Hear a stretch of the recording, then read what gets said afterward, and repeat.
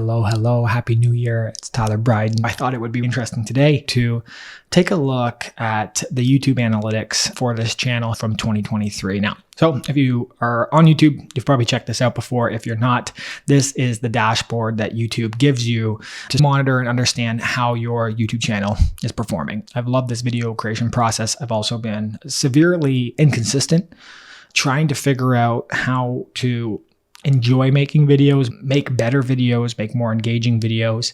And that's been a journey along the way to figure out, and one that I'm still working on and have been thinking about a lot as I've prepared for 2024. Video views, so 139,000 in 2023.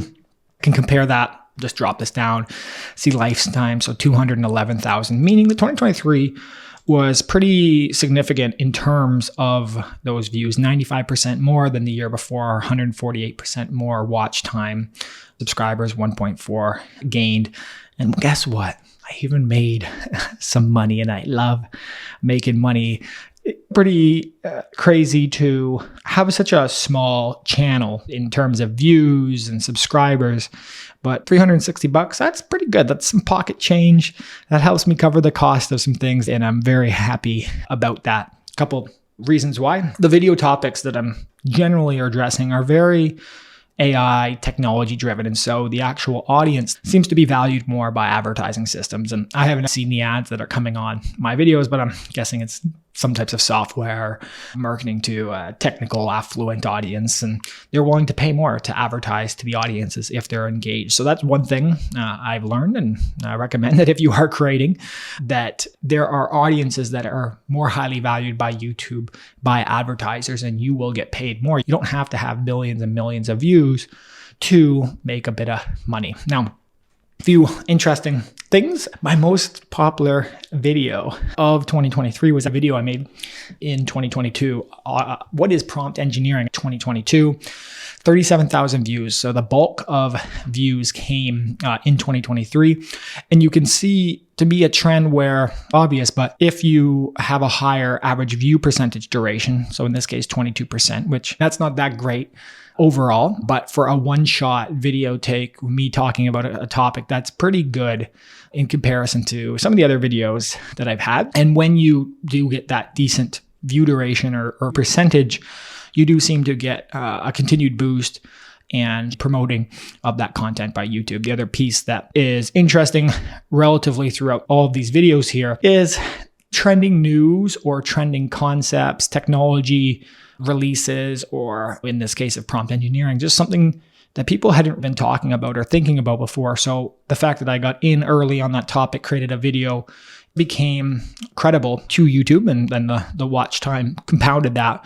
And so they continued to recommend that content, and the idea of getting in there first or getting in there very early and making as high as quality content as you can pay dividends over and over. And by clicking this video, like that video alone, 41,000 views made me $100 last year. People love drugs. So a video on DMT, both preparing for that experience and then also the trip report after, were interesting. And while the percentage is a little bit lower, the actual view duration is pretty significant on that video. Almost 7 minutes of people watching me ramble on about DMT experience. And you can see overall a wide range of content and topics. It is technology, it is AI with a little bit of psychedelics and maybe some politics and news thrown in. And what I've seen is channels that are even more concise or niche seem to perform better because you're not diluting the audience who are interested in this topic, and then you're not delivering on that topic. Some India trips at the start of the year, they didn't pan out very well. There were some pretty big gaps. Again, this is that inconsistency that I was talking about, and I'm trying to figure that out. I admit I was traveling and had a lot on the go. The part that I struggled with overall was that a lot of these videos are primarily news-based, and it's almost like getting into a stock. There's breaking news, you jump in on that and you get the benefits of it. But what I felt was I would see a release in the news and I would have this relatively intense pressure to record right away. And in some cases that was valuable. In other cases, I felt I was pretty light on the topics that I was talking about. I didn't have that much to add. And then I was always chasing the news of other companies. And in the year of 2023, it was dominated by OpenAI. So here I am obviously deeply interested in this stuff, but I'm just reporting on news of a bunch of companies and their releases. And I'm in this space myself, and I at least hope that I'm doing some fascinating things. So that passion around just reporting things about other people waned throughout the year and did not seem as fulfilling as I hope now. Almost all of the views came from that. So I have to take that with a grain of salt. And also the videos that did not fit that lens also generally did not perform well, and thus about psychedelics. Overall, am I happy with it? Still pretty good.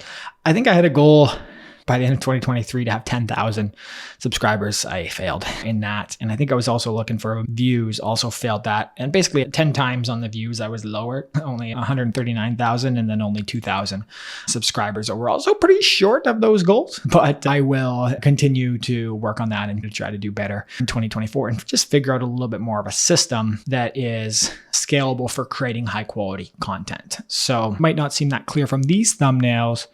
Is recent video performance, for example, OpenAI kills everything and you should just give up.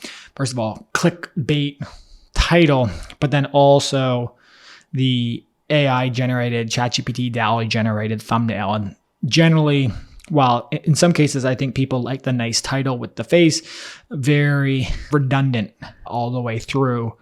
And these sort of AI ones are pretty stunning and pretty powerful thumbnails. So I saw a couple of videos with those AI generated thumbnails perform well, especially on a click-through rate and people who are maybe not knowing me and checking out the video because the thumbnail was interesting. I think one of the better ones in that was a piece of content related to Amazon, where here you can see them all yelling. And so that thumbnail did well and drove a bunch of click-throughs. Other interesting things as I look through it. So now I'm in the audience tab and not subscribed, being the primary driver of viewers, heavily skewed towards male. So as much as I love my women out there, it's the men who are watching this video, and I should keep that in mind. And I can also see a little bit of a skew of the audience age here, where 25 to 34 and being the majority of those. Now, that makes sense. I am in that age range, so I'm probably resonating with people in that age range. And the ones that are also most popular are, a little bit ahead of me or a little bit below in age. Overall. We can also see from a revenue standpoint, I'm generally trending down. I peaked in April, almost $100 in just that month, which felt pretty good. I thought that was the life that I was bound to live, but you can see me trending down here in December. And I think part of that is a pretty significant drop off in the amount of videos that I'm making. Now, I heavily underinvested in shorts throughout the year. I think I figured out just a few, nothing meaningful there. Even in that, a small amount revenue per 1,000 viewers is 0.02, where as I move to longer videos, 268. So a pretty significant increase in the RPM. I think I did a couple lives, not much going on there. And again, not very good performance overall, but I think from building an audience and getting people in, shorts is a valuable thing. And I'm trying to figure out a bit more for 2024. I'm building some content in that format. The other thing that I always love looking at is where are views coming from? YouTube search being the primary driver of views, which is great, 59% of it. So people finding me through the titles that I've created on YouTube, which is awesome. That's new discovery, and always love to see that being a driver. And from a history of SEO and that type of work, I'm glad to see that I'm not completely an idiot. United States being the most views here. I love you. India, I love you. Canada, love you. And it goes down from there. I had a few other sort of experiments throughout the year. One of them was a series of sort of podcast episodes. Now, I don't think you can just create podcast episodes. It's inundated with podcasts in the world that we live in. Mine performed especially bad, and I felt bad even asking the people to come on these podcasts and then giving them a performance. But what that shows me is there's no inherent audience here that I can create these videos for. And most of those were probably driven by LinkedIn clicks, which I shared it on, and were relatively short views. So podcast not working. As I mentioned, don't always want to report on news. I think the thing that I found this year was, hey, clips on LinkedIn are great. They reduce the amount of clicks to YouTube. People will just watch that. And in general, like on any social media platform, when you put that click there, these platforms will often limit the reach that it has because they want you to stay on the platform. So a little bit of a trade-off on LinkedIn that I've experienced. The other thing I found, so Matt Wolf, let me see if I can get him here. If you are following, maybe heard about him, has done an incredible job building this presence around AI news and these weekly recaps. And props to him. He did an amazing job. Also, I think it was a probably hectic year for him to keep up that pace, that volume of information, and that ability to print out these sort of weekly recaps that have everything. So I think he's probably pretty full in on this, where YouTube is this parallel journey and experiment that I'm on. So first of all, recommend him. He does an awesome job. And I think if I had more time or dedication, maybe that's the route that I would want to take. But in the end, I'm still reporting on breakthroughs that other people are doing. And I guess I would love to be responsible for some breakthroughs that then are worthy of sharing about. A few other notes from myself. And again, I would love some feedback or anything that you're thinking about this process, or if you've been checking out these videos and have some insights for me on what I could do better or what you'd like to see from me in 2024. I want it to feel more casual. I want some of the pressure to go away. I should be able to record something every day and make it good. Now, the idea of, again, recording, editing, turning it around and putting out a good piece of content, it seems difficult. And even saying every day, I'm not talking about weekends, I'm talking about weekdays. Overall, I need to block out some time, make it happen. Trying to turn around the editing pretty quick and publish it. That instant feedback loop is generally what seems to drive me in life, just in general. And the idea of editing a video forever just does not appeal to me. And in many cases, that's driving the low performance of these videos. And I've got some videos, frankly, that have performed well that I'm quite embarrassed of, whether it's the sound, the video, just myself, that I would love to try to figure out and go tighter in this editing work that I'm doing. Even things like jump cuts to change up a little bit of visual stimuli. In this case, I've got something on the screen, I'm moving it around, and that's good. But a lot of times I'll just be like this.